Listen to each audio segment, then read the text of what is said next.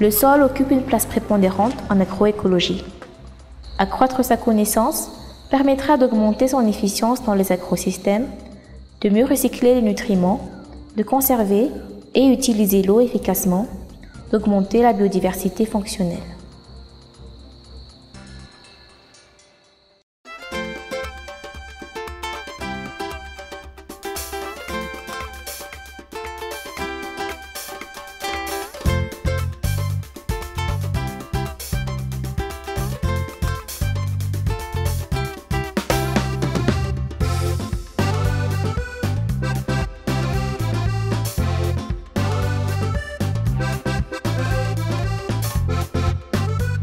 Nous avons vu précédemment que le sol occupe une place prépondérante en agroécologie.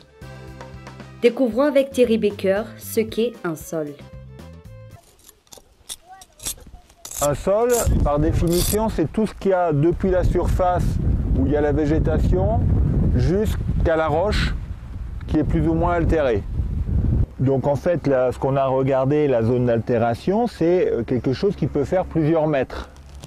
Toute cette zone qui est blanc rosâtre. Donc au-dessus de la zone qu'on a vue, donc qu'on appelle la saprolite, on a toute une zone qui correspond à tout ce profil qui est indifférencié, où on ne voit plus les minéraux primaires pratiquement. Hein, donc on ne voit pas d'horizon, on ne voit pas de structure de roche, et ça correspond à cet ensemble. Ici, l'essentiel du sol n'est plus visible, a été complètement altéré, complètement remanié, et il ne reste que quelques grains, ici par exemple, de quartz, qui sont les minéraux les plus durs. En se rapprochant de la surface du sol, on a un horizon relativement homogène et indifférencié, qu'on voit ici, avec en surface un horizon enrichi en matière organique, du fait de la décomposition de la matière organique qui est en surface, donc des plantes qui meurent, et également des racines qui vont mourir à l'intérieur du sol. Alors, la présence de matière organique contribue à l'activité biologique, ce qui permet la création de ces agrégats autour des racines, par exemple ici, ou du fait de la macrofaune ici, ce qui donne un horizon grumeleux. Donc on a une forte accumulation de matière organique dans l'horizon de surface que l'on peut retrouver partiellement à certains endroits où on voit des passages racinaires, et tout ça, ça conduit à un enrichissement du profil en matière organique et à son brassage également. De quelques centimètres à quelques mètres, entre la roche et l'atmosphère, il en existe de différentes couleurs et de différentes textures. Le sol, c'est grossièrement des particules minérales, plus ou moins fines, du sable, du limon et de l'argile, de l'air, de l'eau et un soupçon de matière organique vivante et surtout morte. Ce sont les différents mélanges de ces éléments qui font qu'il existe différentes couleurs de sol. Ce dernier peut aussi avoir des textures différentes en fonction des proportions de sable, limon et argile. Tous ces éléments vont se rassembler et former des agrégats plus ou moins gros qui à leur tour vont former un sol poreux.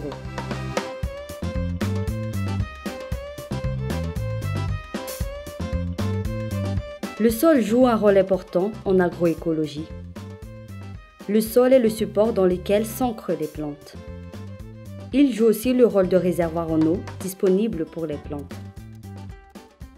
Quand il pleut, l'eau s'infiltre dans les sols, entre les agrégats, et y est plus ou moins retenue selon les types de sols. En traversant les sols, les eaux de pluie sont en partie filtrées, mais quand les pores du sol sont remplis, l'eau ruisselle et participe à son érosion en arrachant des particules.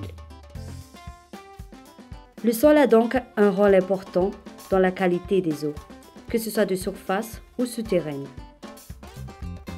Mais le sol n'est pas qu'un support et un réservoir d'eau. Il doit aussi nourrir les plantes. Les plantes produisent elles-mêmes leur propre matière par photosynthèse. Mais pour y arriver, elles ont besoin d'un nutriment présent dans le sol. Les nutriments tels que l'azote, le phosphore, le potassium, ou encore le calcium sont des constituants des particules du sol. Dans ces particules, ils ne sont pas accessibles aux plantes, mais en présence d'eau, ils changent de forme, se détachent et se retrouvent disponibles dans l'eau du sol.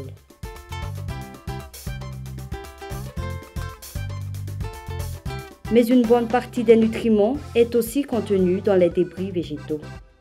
Dans ces débris, ils ne sont pas directement utilisables par les plantes vivantes. Il faut donc les casser en petites molécules.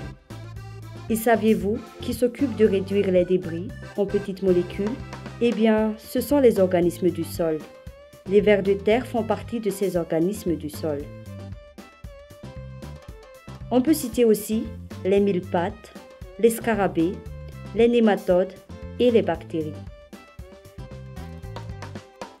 Grâce à un enchaînement de plusieurs étapes, l'activité de ces organismes du sol permet de mélanger les débris dans le sol, mais aussi de les digérer et les décomposer en morceaux de plus en plus petits. Ces morceaux, plus ou moins reconnaissables, forment ce qu'on appelle la matière organique du sol. Cette mousse, c'est son petit nom, est une véritable source d'énergie de la vie. Une multitude d'organismes vit dans les sols grâce à elle. En utilisant la matière organique pour leur croissance, ces organismes libèrent les molécules nutritives indispensables à la croissance des plantes. C'est ce qu'on appelle le recyclage des nutriments. Le sol est donc au centre du recyclage des nutriments, indispensables à la croissance des plantes. Ce qui le rend d'autant plus important dans les systèmes cultivés sans fertilisants minéraux. Ce qui est important à savoir aussi, concernant la matière organique du sol, c'est qu'elle est constituée à 50% de carbone et que l'activité biologique des sols peut libérer du CO2 dans l'atmosphère si les apports organiques au sol sont mal gérés. Les sols constituent le plus important stock de carbone terrestre, contenant 2 fois plus de carbone que la végétation ou l'atmosphère. Si les entrées de carbone dans le sol, via les débris végétaux, sont plus importantes que les sorties par respiration, on peut dire qu'il y a stockage de carbone. Le sol est alors un puits de CO2. À l'inverse, si les pertes par respiration sont plus importantes que les entrées organiques, alors le sol perd du carbone. Il devient une source de carbone et contribue au réchauffement climatique.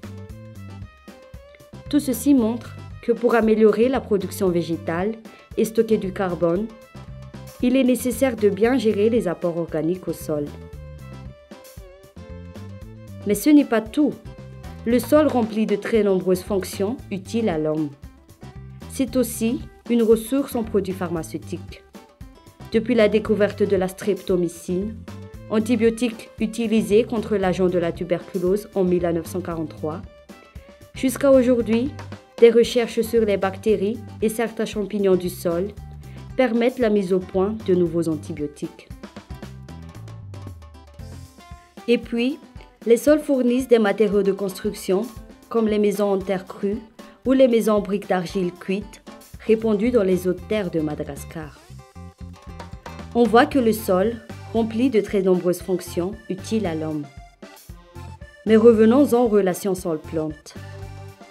On vient de voir que le sol est le support des plantes, qu'il contient l'eau et les nutriments qui permettent leur croissance et leur production, qu'il peut stocker du carbone, qu'il peut abriter une grande biodiversité, en partie responsable des nombreux services qu'il nous rend. En somme, le sol, c'est la vie. Dans une agriculture dite bas intrant, la durabilité de la production agricole repose donc fortement sur le sol et sur son fonctionnement. Comprendre ce fonctionnement, comprendre les relations entre sol et plantes, sont actuellement des pistes de recherche. Le développement agroécologique de l'agriculture s'enrichira des résultats de cette recherche afin d'innover dans les pratiques qui intensifient et optimisent le fonctionnement du sol.